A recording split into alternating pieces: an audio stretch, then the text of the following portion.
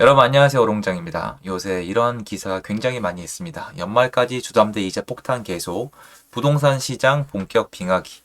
쭉 보면은 뭐 요번에 미국이 자이언트 스텝을 했고 한국이랑 금리 차이가 많이 나니까 이제 나중에 한국은행도 금리를 많이 올릴 거고 뭐 이런 얘기가 나와서 한동안 사람들은 집을 살 수가 없다. 그리고 이런 기사 많이 나옵니다.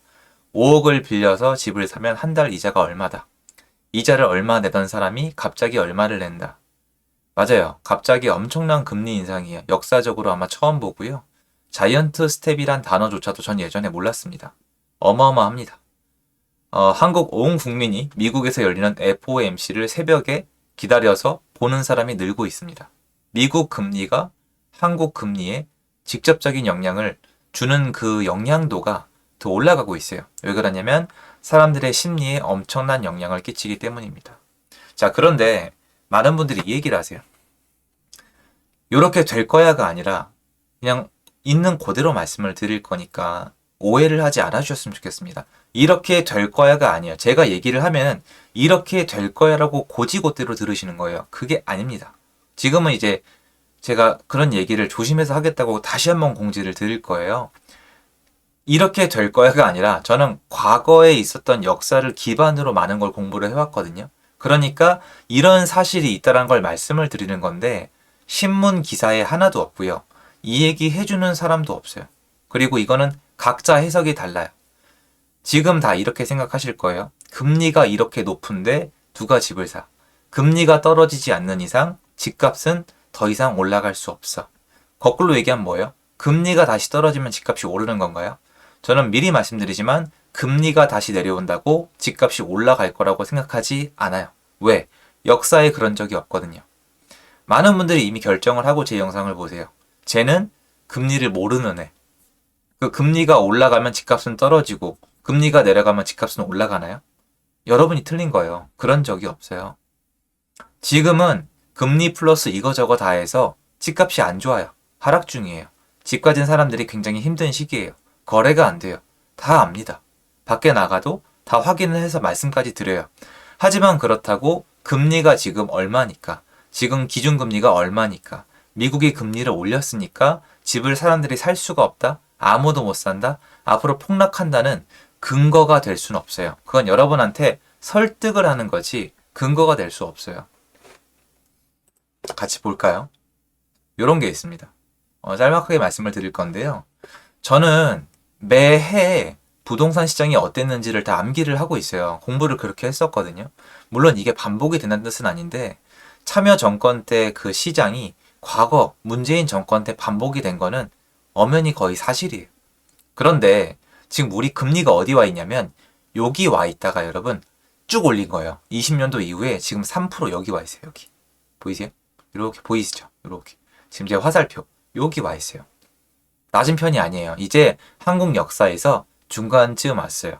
근데 우리가 헷갈리는 게 뭐냐면 옛날에는 대출을 잘 해줬는지, 대출을 해줘야 금리를 낼 거 아니에요. 그리고 이게 조건이 어땠는지, 우대 금리가 어땠는지, 대외 여건이 어땠는지, 부동산 시장의 수급이 어땠는지를 다 빼먹고 지금 어떤 고질병에 걸려 있냐면 금리 이꼴 부동산이라고 믿는 분들이 지금 만들어지고 있어요. 그건 아니라니까요. 여러분 제가 지금 금리가 올라가는데 부동산이 반등할 거란 얘기를 하나요? 아니라니까요. 너무 심한 선입견들이 생기고 있어요. 금리만 가지고 부동산을 파악하는 건 옳지 않아요. 제 주장이 아니라 과거 역사를 놓고 봤을 때 여러분 부동산 공부의 독약이에요.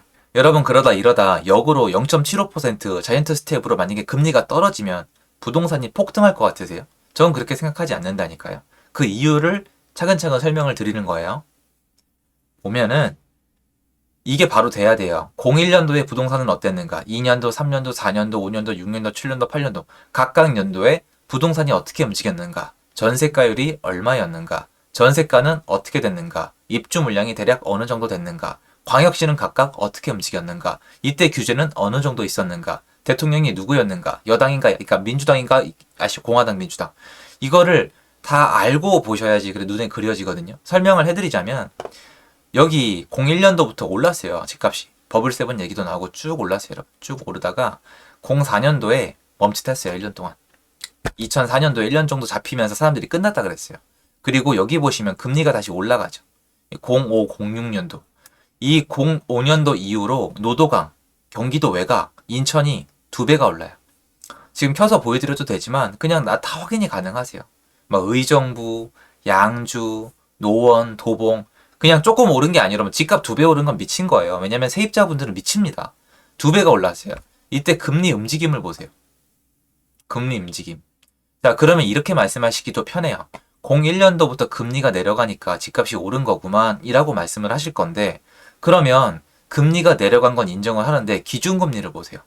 기준금리가 5%예요, 여러분. 그리고 본격적으로 오를 때 기준금리가 4%였어요.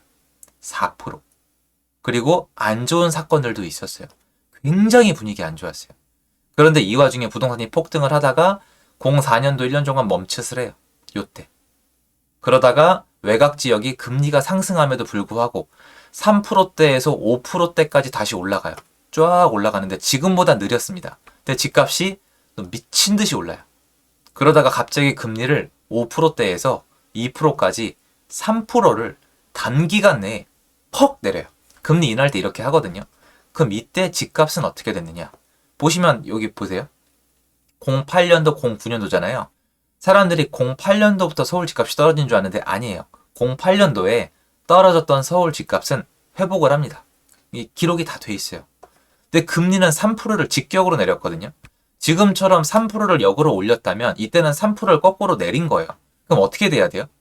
금리만 생각하신다면 또 다른 얘기 하실 거 알아요. 야, 그때는 이거고 이게 아니에요. 우리 지금 금리 얘기만 하잖아요. 제가 하고 싶은 얘기가 그거라고요. 금리 얘기만 하잖아요. 금리가 이런데 집을 누가 사란 얘기를 하잖아요. 기준금리 5%대, 4%대 집 다 샀어요. 아니요, 미친 듯이 샀어요. 금리 올라갈 때 집값 올랐어요. 금리 급락시켰을 때 집값은 큰 변동이 없었어요. 내려갔다 다시 올라갔습니다. 2010년도부터 본격적으로 집값이 내려가요. 이때는 금리를 올렸어요. 금리를 올리니까 집값이 내려가요. 근데 금리를 다시 내려요. 근데 집값은 계속 내려가요. 2015년도까지. 역사를 보시면 어때요? 기준금리와 무관하게 금리를 오르고 내리고와 무관하게 부동산 시장은 별도의 시장으로 굴러갔어요. 무슨 말이냐?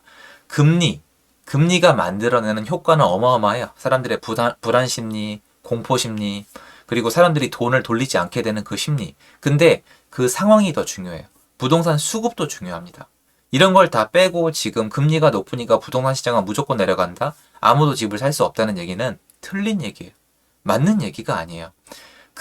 기준금리가 지금 시점에 이 기준에서도 여러분 얼마든지 집값 올라갈 수 있어요. 다른 여건이 되면. 지금보다 기준금리가 낮아도 집값 폭락할 수 있어요. 여건만 된다면. 근데 우리는 이미 언론이랑 많은 전문가들이 나와서 금리 이꼴 부동산이라는 공식을 만들어내고 있어요. 그렇지 않아요. 이렇게 얘기하시잖아요. 내 집 마련을 할 거면 일단 금리 인상 멈추는 건 좀 보고해라. 틀렸습니다. 그렇지 않아요. 다른 걸 봐야 돼요. 딴 게 뭔지는 제가 얘기해도 지금 좀 그렇잖아요. 굉장히 복합 다양합니다. 5%대 부동산은 폭등을 시작을 합니다. 금리를 내려요. 더 올라갑니다. 이해합니다. 근데 이때 대외 이벤트가 안 좋은 것들도 있었습니다만 어쨌건 그러면 금리를 이번엔 거꾸로 3%대에서 5%대까지 2% 올립니다. 그런데 노도강 외곽의 저렴한 아파트가 폭등을 합니다. 그 금리가 내려갈 때 부동산은 올랐어요. 하지만 기준금리는 지금보다 더 높았어요. 지금 3%라면 4%, 5%대. 거꾸로 금리를 올리는데 부동산은 더 올라갔습니다. 자, 이번엔 급락을 시켜요. 급락을 시키는데 부동산은 내려갔다 다시 올라갑니다. 그 와중에 이때 광역시 중에 올라간 곳이 있습니다. 자, 금리를 다시 올려요. 부동산 가격은 내려가기 시작합니다. 금리를 다시 내려요. 부동산은 계속 내려갑니다. 그럼 여러분 이 설명하실 거잖아요. 이때는 2008년 리먼 브라더스 사태가 있었고 이때는 이런 사건이 있었고 이런 사건이 있었고 그거라고요. 그 사건들을 들여다보면 그런 사건들처럼 부동산엔 수급이 있고 규제가 있고 사람들의 이동 동선이 있는데 지금 시장은 이미 다 뭉개놨다고요. 그래서 금리 이꼴 부동산처럼 보이는데 그렇게 공부를 하지 마세요. 제가 지금 부동산 반등할 겁니다. 다시 폭등합니다. 얘기하는 게 아니에요, 여러분. 그게 아니에요. 금리가 다시 내려간다고 올라갈 거라 생각하지 마세요. 다른 게 받쳐줘야 돼요. 금리 때문에 전 세계가 공포를 먹고 있고 부도가 나는 국가도 나올 것 같고 한국도 굉장히 어려운 시기인 거 잘 알아요. 근데 공부는 맞게 해야죠. 금리 이꼴 부동산이 아니에요. 그리고 이거를 제가 말씀을 드리면 하나하나 반박을 하려고 노력하시나 본데 저도 해봤어요. 근데 안 맞아요. 이거 반박을 하려면 부동산은 별도의 수급과 생태계를 가지고 있다고 인정할 수밖에 없어요. 그리고 그 생태계는 이거보다 더 큰 개념의 경제랑과에 감싸져 있어요. 한국 내수 경기에서 엄청난 비중을 차지하고 있거든요. 4분의 1 이상이에요. 그런데 금리를 올려서 경제 자체를 죽여버리면 부동산도 타격이 가요. 근데 그 앞에 앞서서 부동산 생태계가 굉장히 안 좋고 망가져 있는데 경제까지 안 좋아지면 굉장히 안 좋은 시기가 올 수 있는 거지.